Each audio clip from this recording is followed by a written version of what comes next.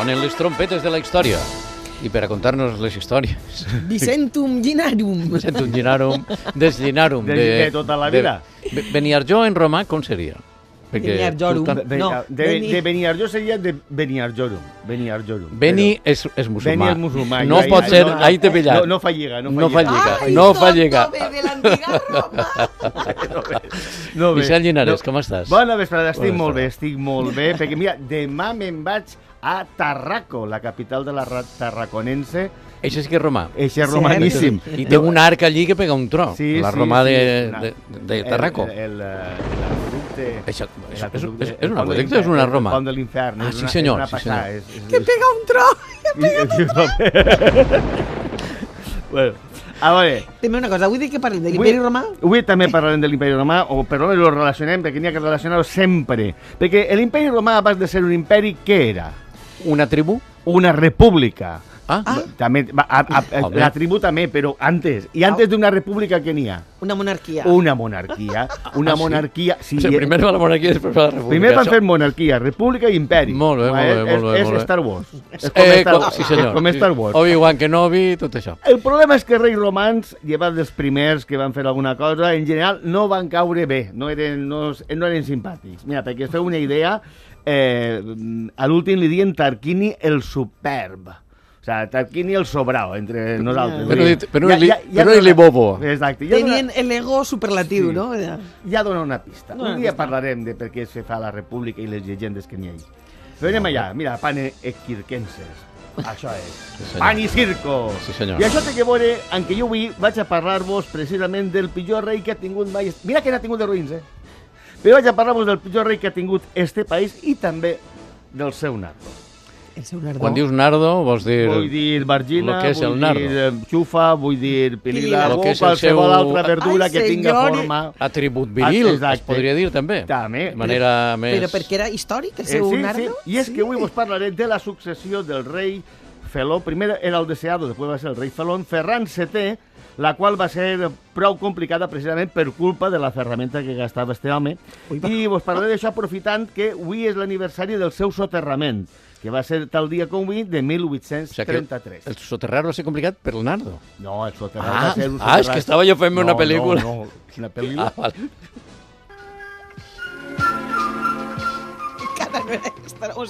Però abans de començar tenim així a Gemma i Ximo, són amics. Ai, que susto me fas en esta música.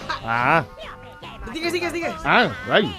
No creguis mai, si los roig que estem o no estem. Los roig és que estem. Tenim així a Gemma i Ximo, que són amics, ella d'Onda, ell és de Gandia, es conegueren a un programa de l'antiga Canal 9 i des d'aleshores han mantingut la relació. Gemma, Ximo...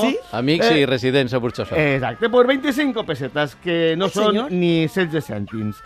Digueu-me motius pels quals Ferran VII, a qui en un principi tot li diuen el deseado, té actualment tan mala premsa, com per exemple que va trair son pare per coronar-se rei. 1, 2, 3, responda otra vez. Que va trair son pare per coronar-se rei. Que va executar herois de la guerra de la independència com l'empecinado. Que va executar el general Torrijos i los 50 que li venien penjant. Que va restaurar la Inquisició. Que va permetre l'última execució al món de la Inquisició. Que va apartar el país de la modernitat del segle XIX i va voler tornar a l'edat mitjana, això serà? Que va perdre tots els territoris continentals americans per ser un terrós. I que va abolir la Constitució de Cádiz abans que se posara en marxa. Que va donar feina i va provocar guerres fins i tot després de mort. Campana i s'acabó! I el problema... Mira, ahí està. El problema és que podríem seguir així tota la vesprà. Tota la vesprà podríem seguir així. Té una caterva de clavalls de pota. No, el que no en té és ninguna d'acertar, saps? Ai, senyor. Però comencem. La història no la començarem pel principi, que m'ho hauria d'anar molt llum, m'ho hauria d'anar a Carles IV, però comencem i... ja, va. Va, tira-li.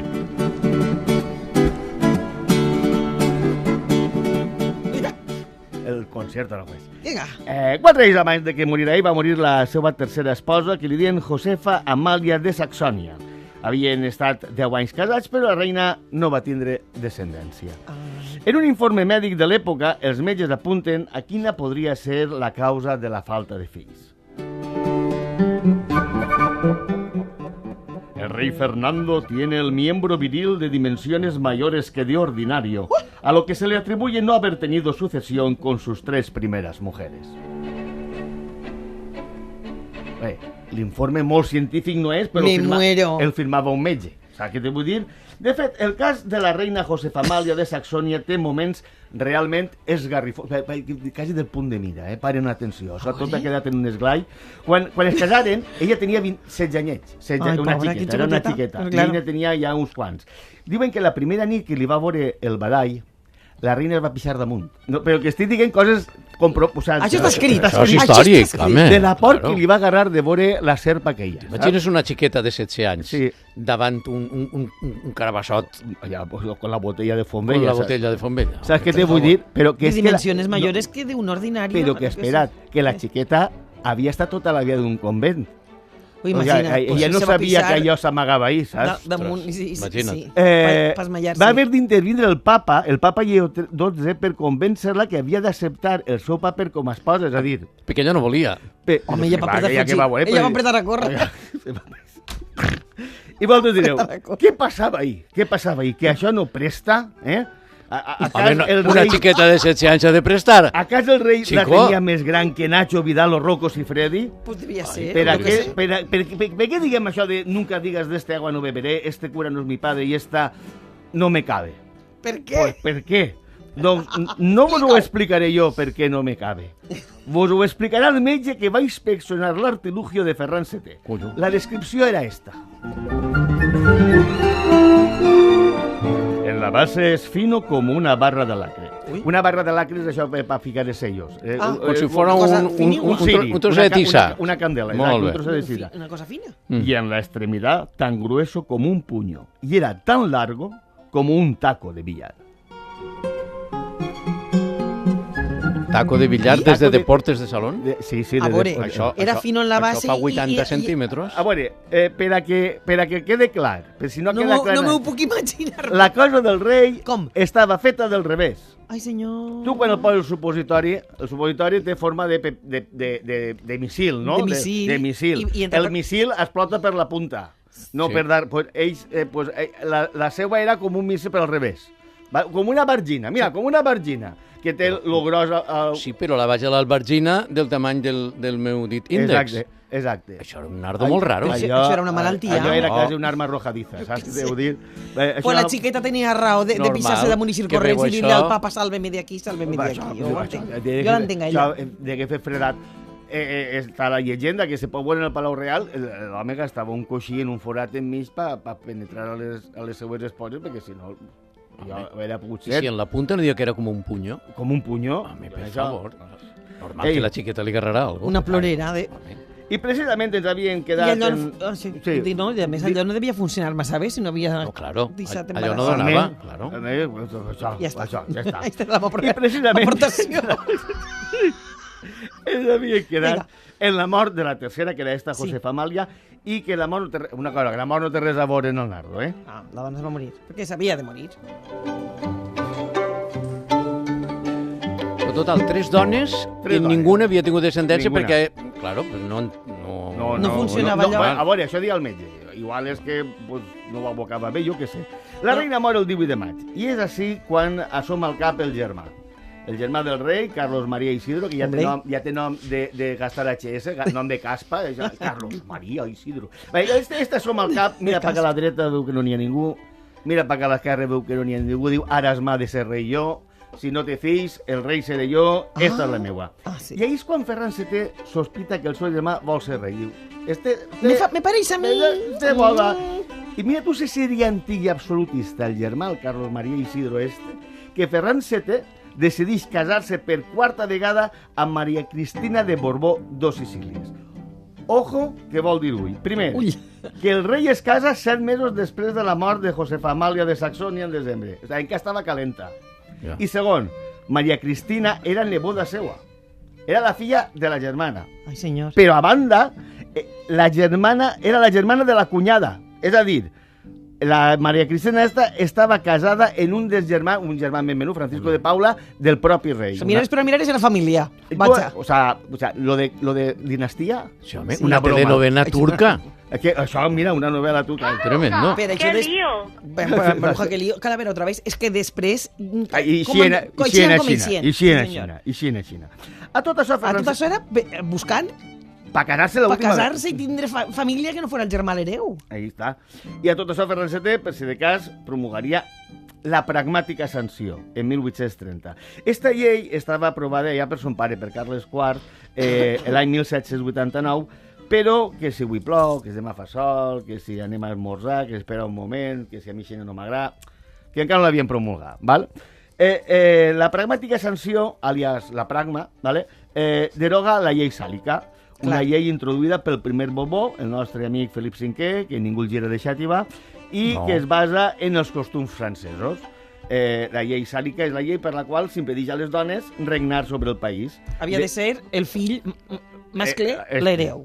De fet... Si la pragmàtica sanció abolia, la llei acabava amb la llei sàlica. Ja sí que podia ser reinar si eres dona. Clar, de fet, si es fixeu, ni francesos ni aragonesos han tingut mai reines soberanes, però castellans i anglesos sí.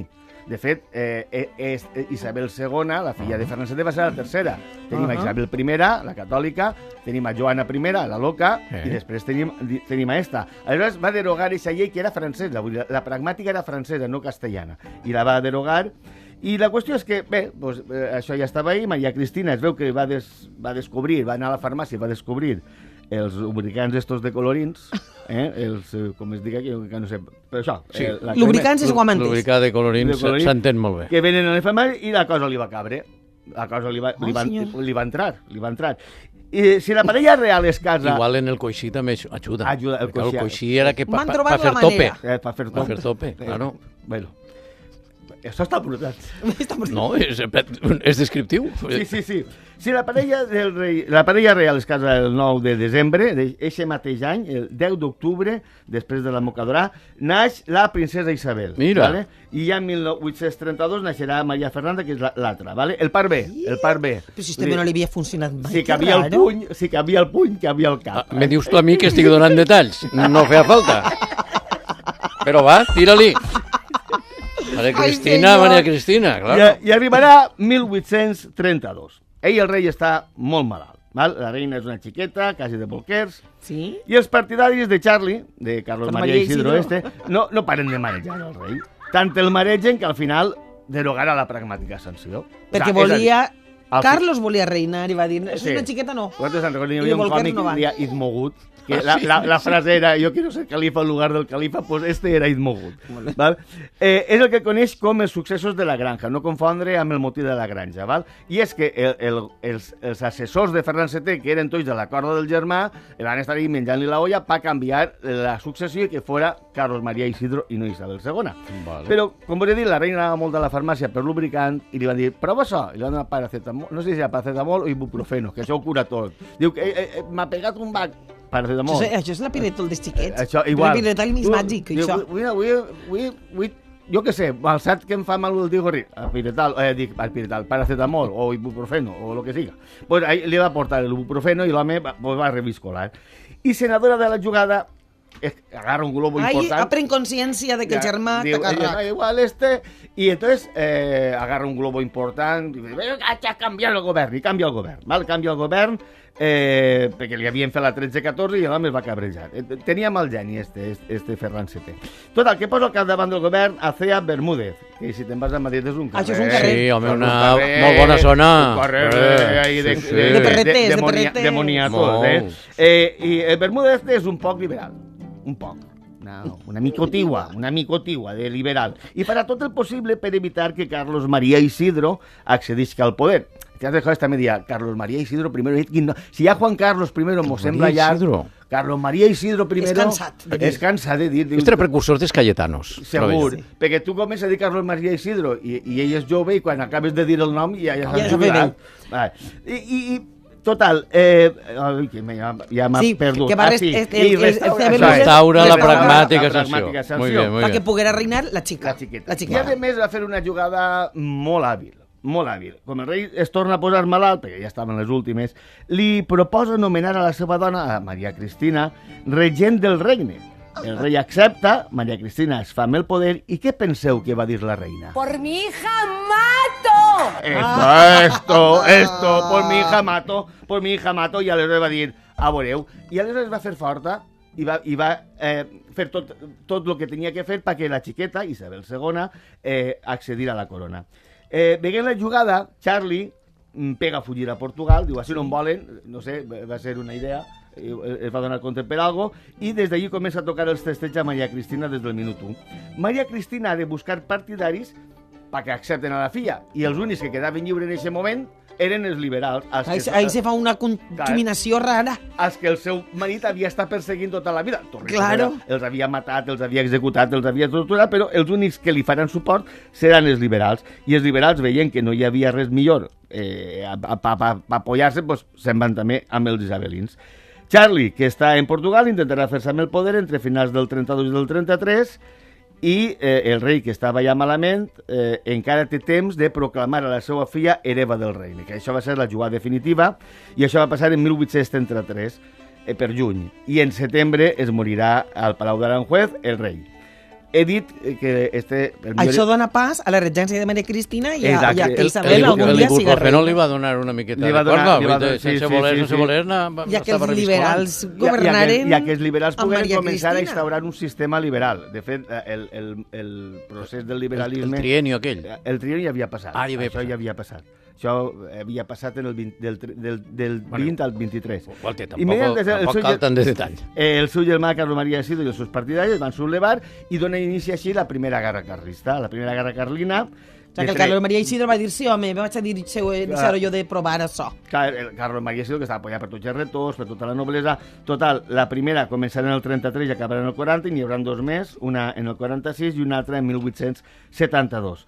Per mi va haver revoltes, va haver pronunciaments. Fins l'any 1900, va haver problemes amb l'alçament de Badalona, que encara estava amb el suport dels carlins. En més, en la Guerra Civil, Franco es va apoyar en els carlins per a tindre una força militar contra els republicans, i van lluitar al seu costat per veure si tornava a posar al tron el seu candidat. No només no el va posar, sinó que quan va tindre l'oportunitat de nomenar hereu, va nomenar hereu al hereu de la línia isabelina, d'Alfons XII, d'Alfons XIII... Però és que al remat, tots els monàrquics, d'una manera o altra, donaren suport a Franco, pensant-se que el seu rei el posaria en el trono. Pa rei, que tengo aquí colgando, saps? I es va quedar allí, Paquito es va quedar allí, seguint rei, que això podíem parar un altre dia. Franco va intentar emparentar a la seva filla en la família real, que la va casar en un hereu de la corona. Sí, un cosí, claro. Conclusió, Ferran VII va ser un rei tan nefast que segle i pico després encara estava causant problemes, en este cas, per haver mort. Per cert, actualment n'hi ha un candidat a ocupar el tron dels carlins, li diuen... Què me dius? Sí, Carlos Javier de Borbó i Parma, que és l'actual pretenent carlí, és fill de la princesa Irene d'Holanda, però sembla que l'home passa un poc de tota la caspa esta, i de fet alguns sectors del carlisme... Però que és holandès, ell? Sí. És holandès, ell. Jo a mi no me cal fer-ho el cap, però estic així molt bé, en els tulipans, a mi no m'enredreu. Què veuen en Holanda? Cervesa, porteu una cervesa. Alguns sectors carlins reneguen d'ell, perquè diuen que no accepta els valors tradicionals dels carlins. Oye, si algú no ho sap, els carlins és missa diària, bueno, tot això, l'absolutisme monàrquic, i mira que bé, a mi m'enteraré. A mi és el que més m'agrada, que entren els d'oratges. És cantar el de com els carlins. Total. Moltes gràcies, Vicent Giraré. Gràcies a vosaltres.